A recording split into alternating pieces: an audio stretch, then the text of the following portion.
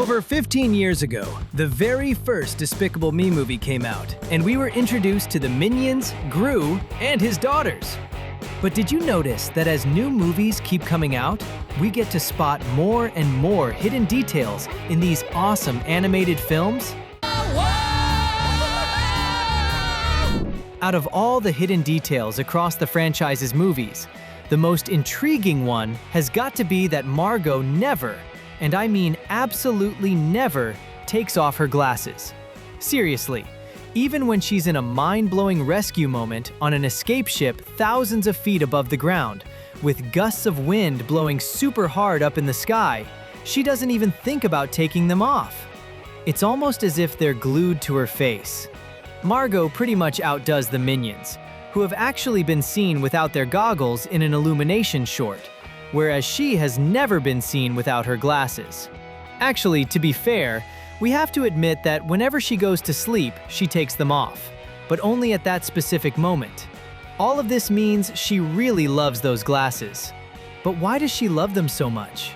The reason for this might actually be truly heartbreaking. Some sources claim that in the original script for the first Despicable Me movie, there was going to be an explanation about the fate of each of the parents of Gru's little adopted daughters. In Margo's case, the backstory was that she was raised solely by her mother, with her father never even being mentioned. Her mother was a woman with severe health issues, and because she had to take care of her daughter and work constantly, she ended up getting extremely sick. So sick that she went to the hospital and didn't make it. And since they were really poor, the only thing her mother left behind was her glasses, which the girl takes care of with all the love in the world and wears all the time. If that's actually true, I definitely like her even more, because besides being a super cool older sister, she's a daughter who still deeply loves her late mother. In that same part of the original script that was supposed to tell Margo's mom's backstory, it was also going to reveal what happened to Edith's parents. Unlike her older sister, the Karate Kid of the Gru family had a very healthy mom and dad. However, their end was also said to be extremely tragic. On a family road trip a few days before Christmas, Edith and her parents got into a horrific car accident. After the crash, the girl, who reportedly spent days unconscious in a hospital bed, woke up and received the news that she was the sole survivor on December 25th, right on Christmas Day. On top of that, she barely survived due to a deep head injury. But thanks to incredible doctors, she ended up being saved, though she was left with a massive scar. Then, the firefighters who responded to the crash managed to pull a gift box out of the car, which was the only thing that remained intact. Inside, there was a tag with the girl's name, showing that this was the present her parents were going to give her on Christmas Day.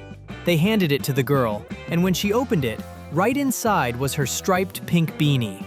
And ever since then, she wears the beanie as a way to never forget her parents, and also to cover up the scar on her head to this day. Have you ever wondered how minions reproduce? At first glance, everyone is definitely going to think, that's impossible.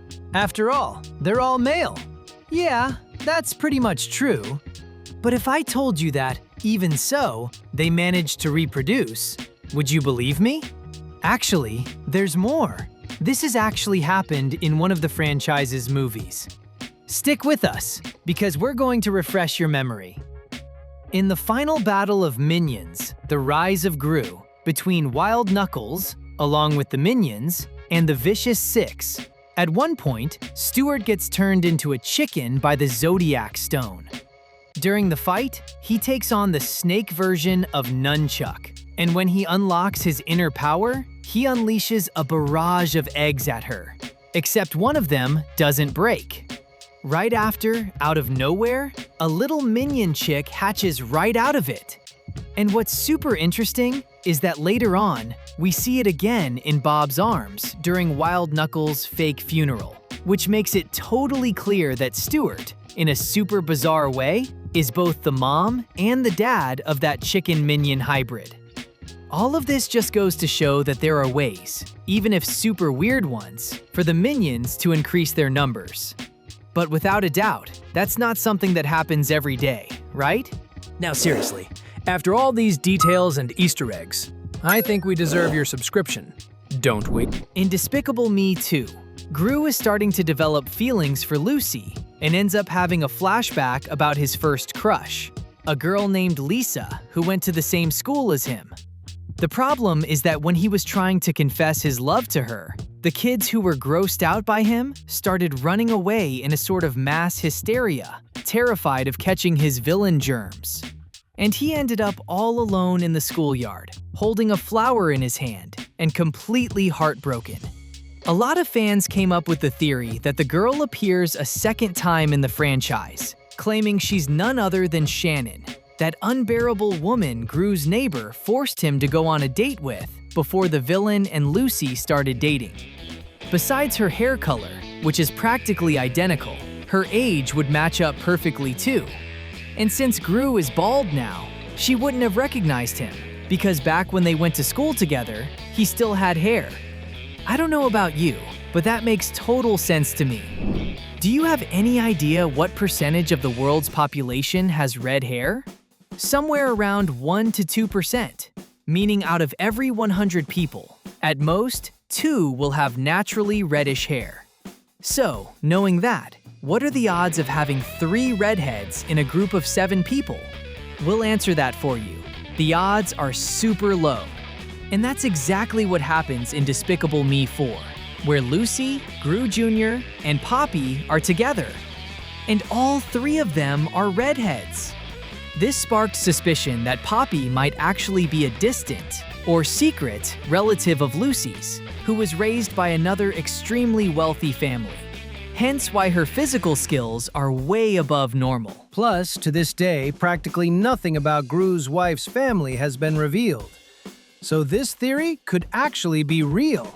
We've already talked about the backstories that were supposed to be in the first Despicable Me, explaining what happened to Edith's parents and Margo's mom, and how that relates to why they never take off their beanie and glasses.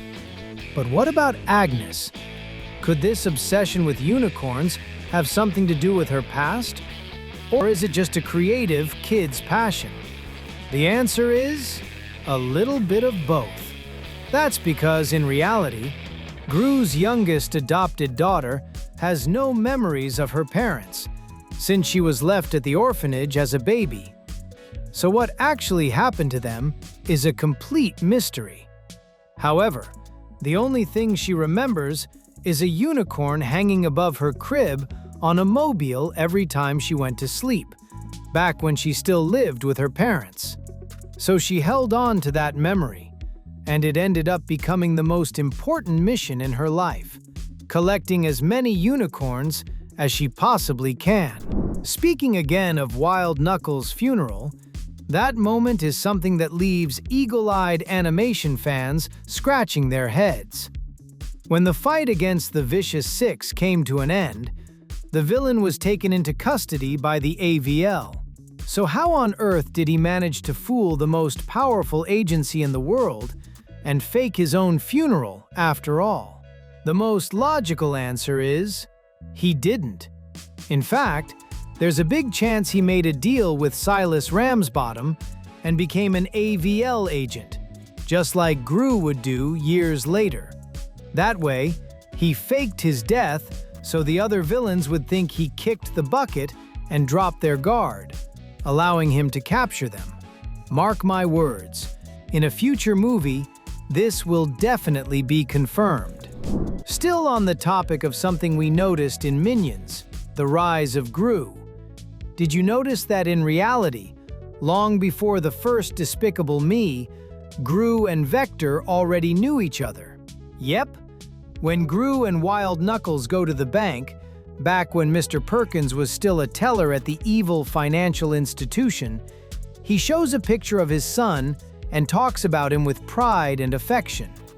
And Gru makes a disgusted face, making it clear that even as a kid, he already couldn't stand his future arch-nemesis. So years later, when the orange tracksuit villains stole Agnes's dad's ideas, the truth is they knew exactly who the other was. They just needed to jog their memories a bit more, especially Gru, don't you think? In the third movie, When Gru and his family go to the tiny country of Fredonia, after a while, our favorite villain finds out that his father had become super rich with the money he made committing villainous acts. But in a world as globalized as ours, and with state-of-the-art equipment, not to mention being a member of the AVL, would Gru really have never heard of one of the most famous villains in the world, if not the most famous? Even though his father tried to stay anonymous to avoid contact with his son and keep his promise to Marlena, Gru should have connected the dots at some point and figured out that the world's greatest villain was his own father. We'll wrap up here, but if you also love everything involving pop culture, check out these 2 video options we're leaving for you on your screen. You can watch either of the 2. You're sure to love them.